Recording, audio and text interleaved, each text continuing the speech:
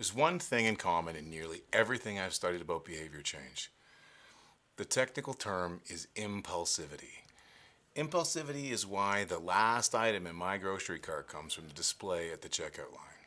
It's it's the inability to delay gratification and to see possible future outcomes, to resist temptation and connect a long-term goal to a short-term action. Impulsivity is why some of those children in the famed Stanford study I spoke of earlier, the ones who eventually struggled with college, long-term relationships, and their health, were unable to wait 15 minutes for a second marshmallow. It's at the root of procrastination, credit card debt, addiction, and yes, your failure to realize your health and fitness goals. So, if the ability to see the future, resist our impulses, and delay gratification is the key to long-term success, what we need are skills and tools that give us the ability to transcend time and allow our past, current, and future selves to communicate with each other. So, what do I mean by that? Well, here's a great example from my past life. When I was a construction manager, every Friday in our office was Donut Day. These were not just donuts. These were beautiful pieces of pastry that literally begged to be eaten. One Friday morning, after I'd eaten two and the guilt had set in, I promised myself no more donuts. I wanted to lose some weight and I wanted to change my shape, and I knew that donuts were not on the plan. Now that Sean, in that moment, the current Sean, was motivated and determined to change. Well, the next Friday came around and that future Sean, who had become the current Sean, is not so motivated and determined. He wants the donut. This is where I needed self-control, the ability to connect short-term actions like eating a donut to a long-term goal like weight loss. I needed to maintain the motivation to change. I needed past, present, and future selves to stick to the plan. So let's go back to the marshmallow test and the children that were able to wait for the second marshmallow. They weren't just gifted with an inborn trait, some magical ability to resist temptation. They distracted themselves. They counted ceiling tiles. They employed strategies to help them resist. So self-control and willpower are not inborn traits that some of us are just gifted with. They're skills that can be developed with practice, time, and some effort. Now, over the years of both struggling with my personal goals and professionally coaching change in others, I developed a technique I call future mail. Future mail is about scheduling and sending both physical and electronic mail to our future self. Now, this is much more than just sending reminders or motivational triggers, and we will send those. With future mail, we employ a technique called episodic future thinking, EFT for short. EFT is based on the latest psychological theories around human memory and our ability to envision the future. This is where we are going to see the change and be the change. EFT engages all of our senses in envisioning the future successful self. Now, to do this, we need to not only imagine the event, but to vividly experience the event, to see the clothes we'll be wearing, to feel the warmth of the sun on our face or the sweat running down our back, and most importantly, to experience the feelings that go with it. A sense of pride, accomplishment, or even relief at achieving the goal. The sights and the sounds and the smells of our vision of a success. We are not just imagining, we're creating memories and we're projecting them into the future. Now, it should be both an outcome, like fitting into that little black dress, and an action step on the path to the outcome. For example, finishing a sweaty, hard cardio session or resisting temptation at a social event, like a wedding or a reunion. Whatever you choose to envision, outcome, action, and preferably both, it's important to vividly experience the event and the emotion, especially the feeling of success that goes with it. As part of the Bravo formula, we have downloadable examples to help you use the principles of deliberate practice and to master this skill. The Bravo formula is about you. You incorporating your plan for change into your lifestyle. We can't pick your goals, and we can't make you succeed in achieving those goals, but we can help you find the shortest and simplest path to the results we're looking for, if you choose to put in the effort. Now, it's human nature to resist being told what to do. But this part of the program is so important, we're going to politely ask you to take the following actions to start your change plan. I mean, it's important. I can't stress that enough. I still use episodic future thinking for myself. In fact, this is my letter that I wrote to myself 30 days ago. I used the EFT technique to experience the feeling of success that came with knowing that I stuck to my plan. I navigated any obstacles in my path, and I adapted to my social and my environmental challenges. This is the first step in strengthening your personal motivation, in taking your desire for change and transforming it into a need to act. I took this letter and I gave it to a friend and asked that they mail it to me in 28 days. I told them about my plan and I asked for help. This is an example of social motivation, of harnessing the power of peer pressure and getting some support from my friends.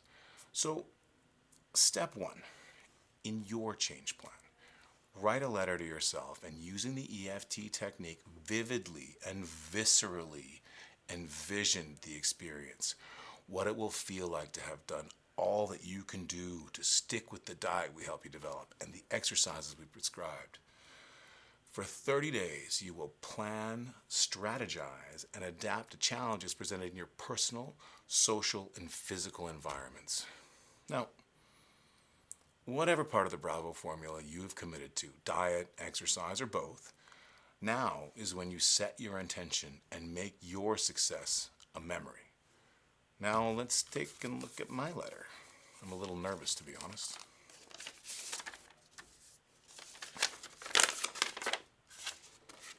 So, my letter. Now, the most important thing to remember is that this is my letter to me, and this is my experience with EFT in my environment. Afternoon, future Sean. It's been 30 days. The plan to change, to develop skills and abilities that will allow me to act and take charge of my health and fitness. To continually look at my personal, social, and physical environments, and to adapt to any challenges that present themselves. These are my commitment statements to me. I will adopt, and use the techniques, tips, and tools in the Bravo formula to fit my lifestyle. I will complete my journal daily. I will send my future self messages of support and commitment. I will follow the diet that I have developed for me. I will follow the fitness program to the best of my abilities. I then sat at my desk and envisioned the future Sean collecting this letter. I pictured the day.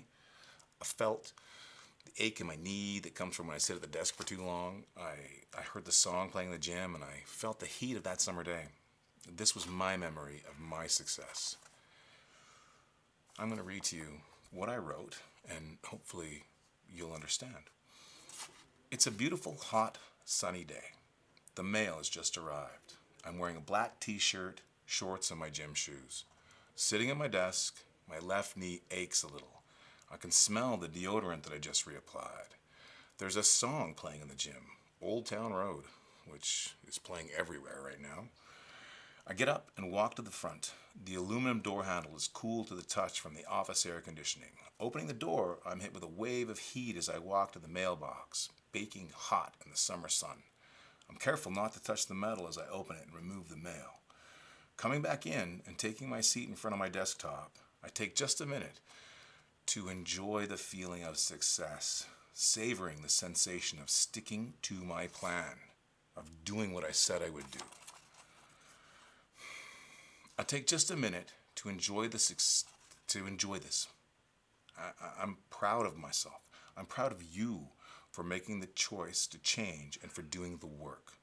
Now, this is not a smug, righteous feeling of superiority, but a sense of confidence and security that comes from really knowing that change is possible and that you and I have made a better choice. I try to see, hear, feel, and smell this event. I made a memory of me collecting this letter and experiencing the feelings of success that came from honoring my commitment to me. Now, you're wondering if I made it or not, and I'm going to tell you in a second, but now part of my commitment to myself was to give up beer for 30 days, and for the last 32 days, there have been times where I was sorely tempted. Yard work in the hot sun, camping with friends and family. But along with the positive aspects of my vision of success, there was always this sense of how deeply disappointed I would have been if I'd have failed to make my memory a reality. That's potent stuff. I can't stress how powerful the Bravo technique of future mail combined with this amazing tool, episodic future thinking, can be in helping you on your path to behavior change. Now, let's get on to the email part. In the past, I've used a tool called Letter Me Later, which is an online email client that allows you to schedule and send email to yourself at any specific date and time. There are others. Gmail has added the ability to schedule an email, and it's simple, it's easy, and best of all, it's free. Patterns of behavior are like cross-country skiing trails or ruts in a dirt road. The longer and more often you travel that path, the deeper the ruts get and the harder it gets to break free or to change directions. So with future mail, the physical snail mail, it's a big push. It's a body check that helps you change course. And episodic future thinking is a tool based on our understanding of how human memory is constructed. And as I said earlier, it's about creating a memory of success and projecting it into the future. It is a powerful tool intended to reboot and change our mindsets. But without constant reinforcement and repetition over time, well, those ruts are going to drag us right back into those old patterns of behavior. And this is where we use our understanding of habit formation, the study of behavior, and our ability to schedule and send future email messages. Messages from the current motivated you that includes reminders, interruptions, and motivational triggers. Now, behaviorism is the scientific study of behavior, and B.F. Skinner is considered the father of modern behaviorism. In his theory of operant conditioning, Skinner showed that behavior can be shaped through stimulus, response, and reinforcement. And in applied behavior analysis, which is largely based on Skinner's work, behavior is broken into three parts, known as the three-term contingency, or the ABCs of behavior. A stands for antecedent, this is the action that immediately occurs prior to the observed behavior. B's behavior. That's the observed behavior. And C stands for consequence, or the outcome of the behavior. Let's take a look at a simple example and see how powerful this idea really is. Checking social media or text messaging on our smartphones, which can be a real problem for lots of us. My phone vibrates. That's the cue, the stimulus, or the trigger, the antecedent, and I immediately reach for it and open it, whatever app that is buzzing. This is the response, the behavior, or the routine. Now, I see that my post about my Bernese mountain dog has received another comment on just how cute he is, and I am pleased. This is the reinforcer, the reward, or the consequence. So let's say that you intend to start heading to the gym immediately after you leave for work, before you head home. This email can be a reminder, it can serve as a reminder to help you develop a new habit. You can send yourself a motivational meme, a little pep talk to get up and go. It can also serve as an interruption for old habits. Let's say your trigger or your cue is the end of your shift and your routine is to head straight home from work, kick your feet up, and have a rewarding soda. Well, what you need to do is send an email and interrupt that old routine. Remind yourself break that habit. It can also serve as the trigger for a new habit, scheduling the email. And when you schedule it and when you go to use it, you use the if, when, and then technique, where you set your intention. When I receive this email, I will then head outside and go for a long, vigorous hike. Now, you might be a little skeptical about the tools and Bravo technique of future mail. You might think that it's not for you, but it works. I've studied exercise science, psychology, I've been a drug-tested national bodybuilding champion, and I've been a personal trainer for 17 years. I use this when I get lazy, when life gets in the way and I fall off my routine. We all need a motivational boost, and when I use this technique, it never fails to provide the outcome I'm looking for. Let me give you another example of how stuff happens and the difference between motivation and capability. The difference between knowing exactly what to do and actually doing it. You met Becky. She was a personal trainer, and, well, not just a personal trainer. She was a celebrity personal trainer on the Canadian weight loss reality TV series X-Weighted. She's a beautiful woman and a former national level figure competitor and an expert in weight loss. A prime example of how things happen and circumstances can change our motivation in a heartbeat. Now, Becky has 4 children, and a few years after leaving the world of competitive fitness and training clients, her second oldest child was diagnosed with cancer. It was a rough 4 years, and thankfully he's doing much better, and he's free of cancer now, but it was a challenge. It was a very difficult time. Your motivation changes. Life gets in the way. Becky came looking to me for help, to find her way back to the fitness and the physique that she had before her son's illness. Now, she's not shy, insecure, or unsure of what to do. She knows exactly what to do, but she's been struggling for a long time to just get started. She came looking for accountability, wanting to train 3 days a week with me and have me push her back into shape. In her case, she has the knowledge and the ability, but after so much time off, she had lost the motivation. Now, this is where the Bravo formula comes in. Making an appointment with a personal trainer is a form of social motivation and social ability. You recognize you need a coach and you get one. You make an appointment, a commitment, both personally and financially. You say, I'll be there and I'll pay for your time if I don't show up regardless.